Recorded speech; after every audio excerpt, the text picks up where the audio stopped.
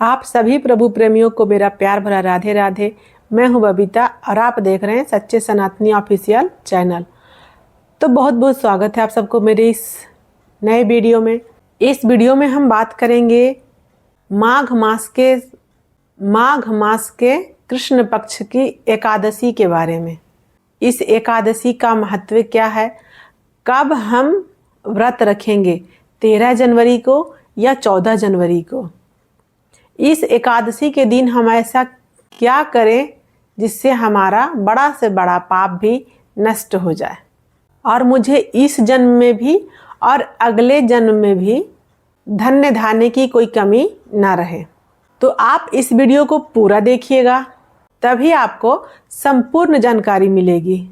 और ऐसी कौन सी व्यवस्था हम कर ले एकादशी के दिन कि हमें स्वर्ग में भी और वैकुंठ में भी कभी भूखा न रहना पड़े।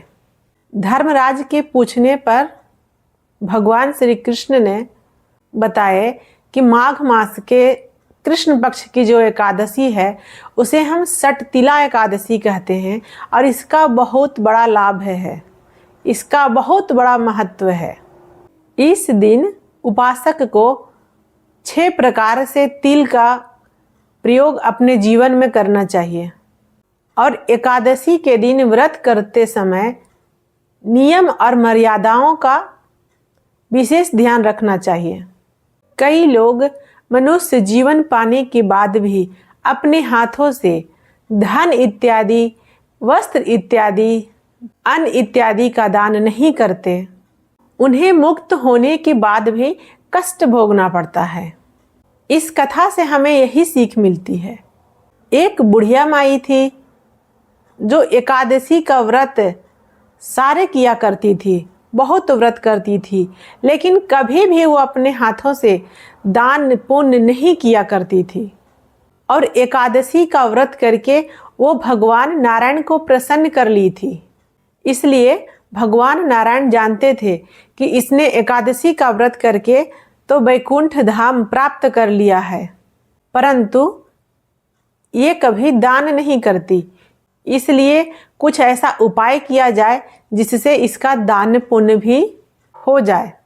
तब भगवान स्वयं नारायण भिक्षुक बनकर के आए थे उस बुढ़िया माई के यहाँ और कहा भिक्षाम देहि। तो पता है कई लोग बहुत कंजूस होते हैं और बुढ़िया माई भी वैसे ही थी। तो अन्न और धान्य की जगह पे मिट्टी का एक ढेला प्रभु को दान में दी थी। अब भगवान भी क्या करते, चले गए वापस। कुछ दिन के बाद उस बुढ़िया माई का जो है वो स्वर्गवास हो गया। वहाँ जाने के बाद बड़े अच्छे अच्छे संसाधन थे, किसी भी प्रकार का कोई भी चीज़ का कोई कमी नहीं थी वहाँ पे। लेकिन फिर भी वो बुढ़िया माई तड़प रही थी। तड़प किस लिए रही थी? क्योंकि वहाँ पे उसे कुछ खाने के लिए नहीं मिल रहा था। अब खाने को कुछ क्यों नहीं मिल रहा था? क्योंकि वो मनुष्य जीवन पाने के बाद अपने जीवन में कुछ दान पुण्य किया ही नहीं था। भूख से तड़पने के बाद वो बुढ़िया माँ ने भगवान से पूछा कि मेरे साथ ऐसा क्यों हो रहा है। तब प्रभु बताते हैं कि तुमने अपने जीवन में कभी भी अन्न दान नहीं किया है जिससे हम आपको यहाँ पे कुछ उपलब्ध करा सकें। फिर भगवान ने उपदेश दिया और तिल के दान को विशेष दान बतलाया और भगवान उस बुढ़िया माई को बतलाए कि इस एकादशी का नाम ही है सटतिला एकादशी। इस दिन तिल को 6 प्रकार से विशेष हमें प्रयोग करना चाहिए। पहला, जल में तिल डालकर हमें स्नान करना चाहिए। दूसरा, तिल का उबटन करना चाहिए। तीसरा, तिल का हवन करना चाहिए। चौथे, तिल मिश्रित जल पीना चाहिए।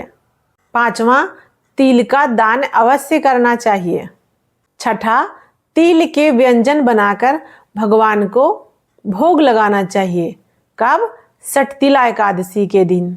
तिल के 6 प्रकार के इस प्रयोग से अनेक प्रकार के महापापों का नाश हो जाता है।